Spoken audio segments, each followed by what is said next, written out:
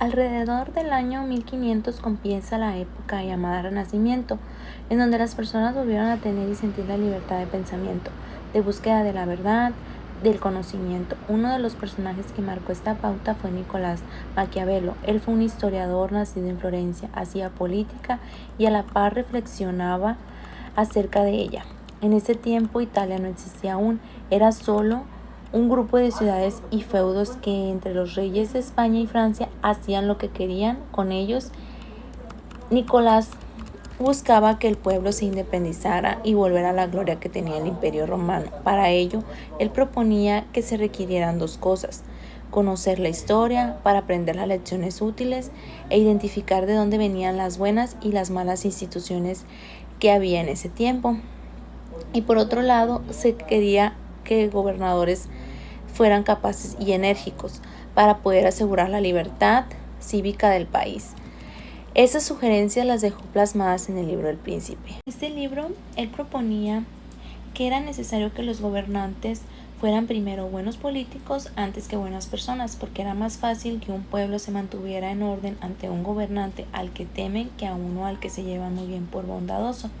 Es por ello que le valió para que su apellido se convirtiera en un adjetivo calificativo que se refiriera a una persona malvada, que no le importara lo que tenga que hacer con tal de lograr lo que ha propuesto, maquiavélico. Pero en realidad su pensamiento iba más allá, orientado a que cuando no hay mano firme en el gobierno las cosas se puedan salir de control, a que siempre el bien común es el que debe de sobresalir.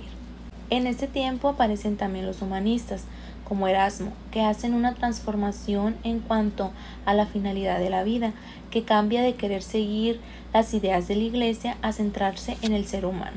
El ser humano se concibió como una obra de arte.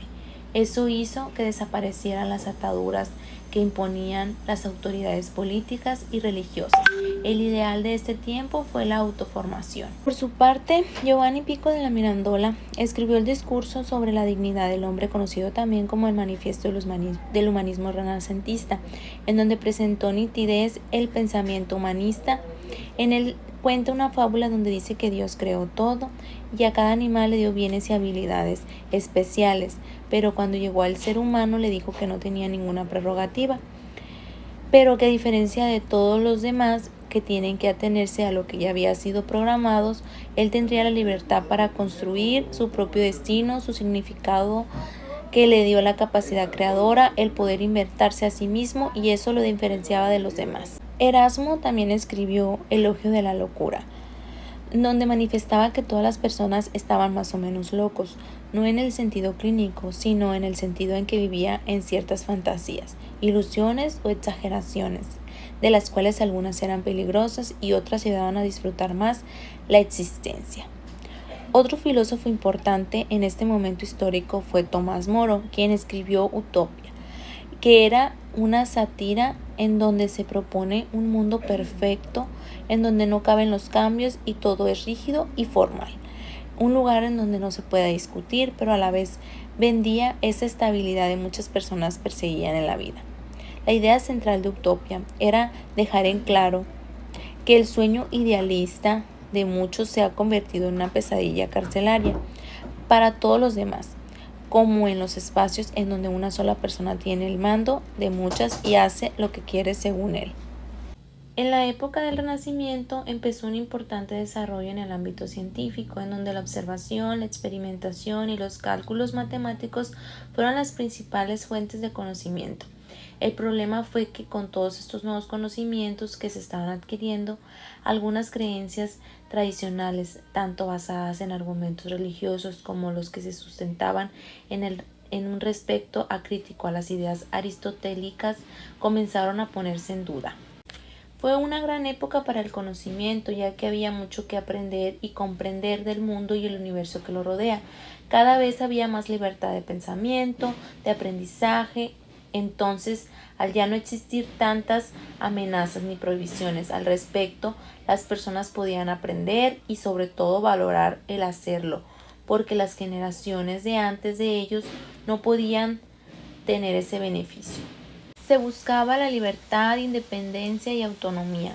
se vuela a la idea de la importancia de cultivar la personalidad, la formación de sí mismo, de tener un ideal al cual seguir, una meta que alcanzar.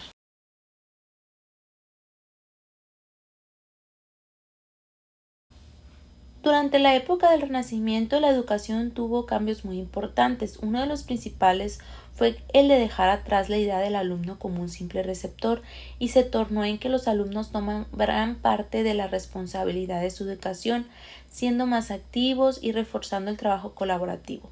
La educación cambia de rumbo y ahora está más comprometida con la formación de personas integrales que puedan unirse a la naturaleza y a su comunidad. Se dice que la educación pasó de ser solo racional a ser racional e intuitiva. Pasó de ser rígida a ser lo suficientemente flexible como para poder adaptarse a diversas circunstancias.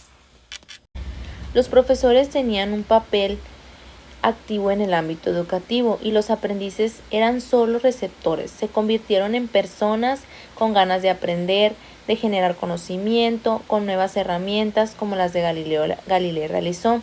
Es por ello que fue como un renacer de la humanidad, del conocimiento, de la ciencia. Ya más personas podían ser parte de descubrir nuevas verdades, nuevos conocimientos y compartirlos con los demás, defenderlos incluso si era necesario a través de nuevos artefactos para comprobar las ideas. Miguel Ángel de Montaigne, quien vivió a finales del Renacimiento, decía que la educación era para formar hombres, seres humanos y no solo personas especialistas en alguna rama del saber.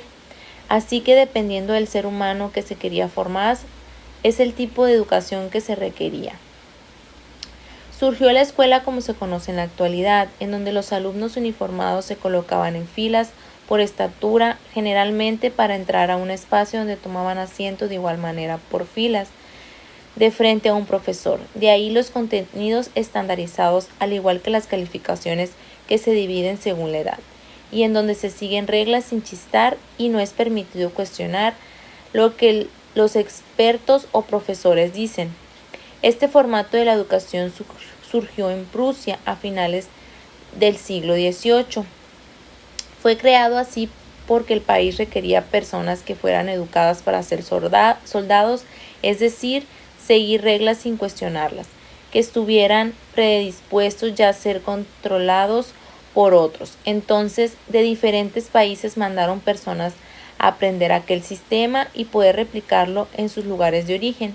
Si se necesitaban soldados, se formaban personas obedientes, que carezcan de pensamiento autónomo. Si se necesitaban pensadores, se les enseñaba a pensar, cuestionar y encontrar conocimiento.